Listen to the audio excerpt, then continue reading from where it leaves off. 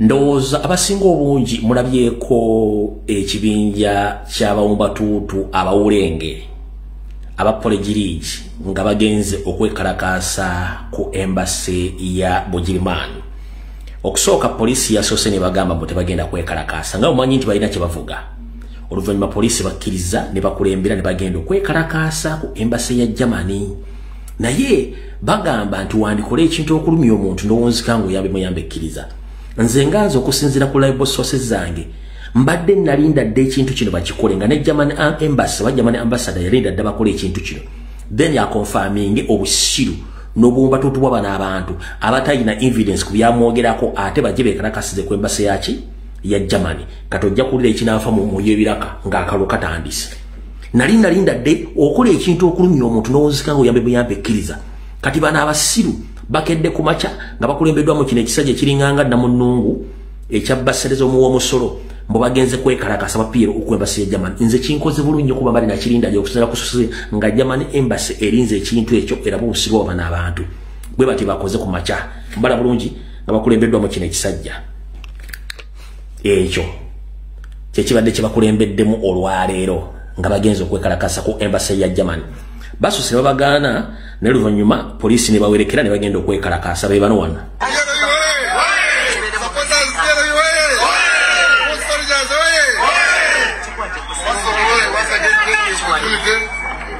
Thank you so much for having responded to our chairman's call that we should organize ourselves in a peaceful manner and express our displeasure to the German embassy because of the conduct of the resident ambassador. We have been informed, we arrived here past midday, that the embassy is closed. And you know, in international relations, the embassy is like the country of Germany. When you find it closed and you force yourself into the premises, you will have attacked Germany. We want to be peace-loving Ugandans. We want to be different from the ambassador who is going behind to attack the credibility and the sovereignty of Uganda. We have handed in our displeasure, our memorandum to the security. It will be passed over to him, the government of Germany, that an action must be taken, that a diplomat must work on good relations between the both countries. But the resident ambassador is doing the opposite. He's trying to... Alright, Cheche Namunnungu ekikulembeddemu ebigaya binnaakyo ne bigenda okwekalakaasa ku embassy ya Germany. Naye ebifundapa mu yebiraka mujja biwulira bulungi Namunnungu ekikulembeddemu bigaya binne waakyo okugenda okwekalakaasiza ku embassy ya Bugirimani Ekolo. Kati Mr. President uliza security alert eno. Mr. President wonna wooli oluvannyuma lwe Namunnungu eno ey'amawanda n'ebigaya binne waakyo okeera ku makya ng'abatalowooza bwe babeera ne bagaba ku teipanda ogenda okwekalakaasa nga bataddemu n'omusimbi. Ffe kyo kituyambye okumanya endowooza yaabwe nawo we tubatuusizza mu ndowooza yaabwe.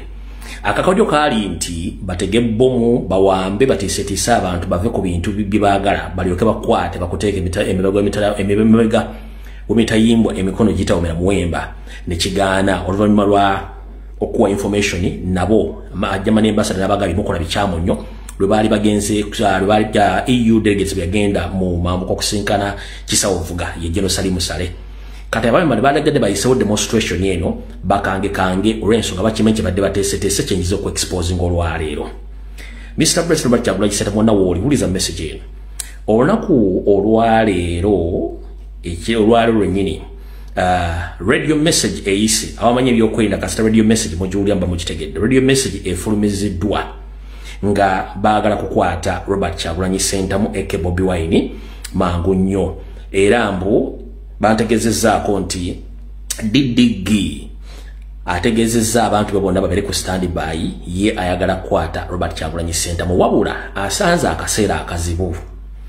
High Command ne National Security Council wamu ne SEC bonna baganye ebyokukwata Robert Kyagulanyi Ssentamu. Ye Muhoozi Didigi yasazeewo ketonye kagwake ye alagidde obinja bwe mbubutandika okulinya akagere busobole okukwata mu kuba yeta kwetaga ku ballot paper ya 2026 bwatyo era naga nti olina okufa before November bwatyo bwalagidde abantu be. Kati mukulu Didigi Dere Drinking General buno bakanjala bokuweereza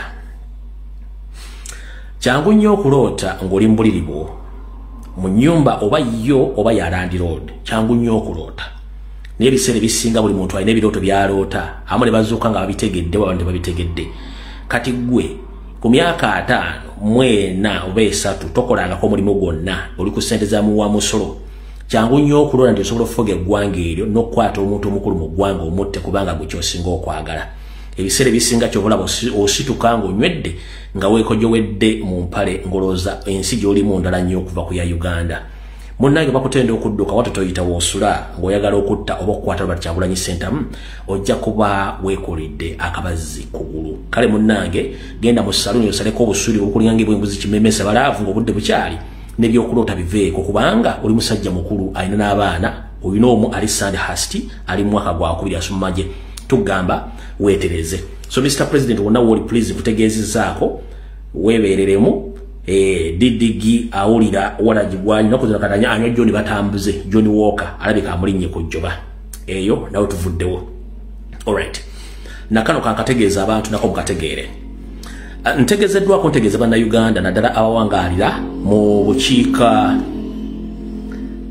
ddyo bwa Uganda. Eno message ngenda gisoma mu Luzungu buli omu agiwulira. Antegezezzaako mbategeeze nti ayagala nti I want to alert the public, especially people in Kibale, that some of us are receiving intimidation message illegally coming from the political associates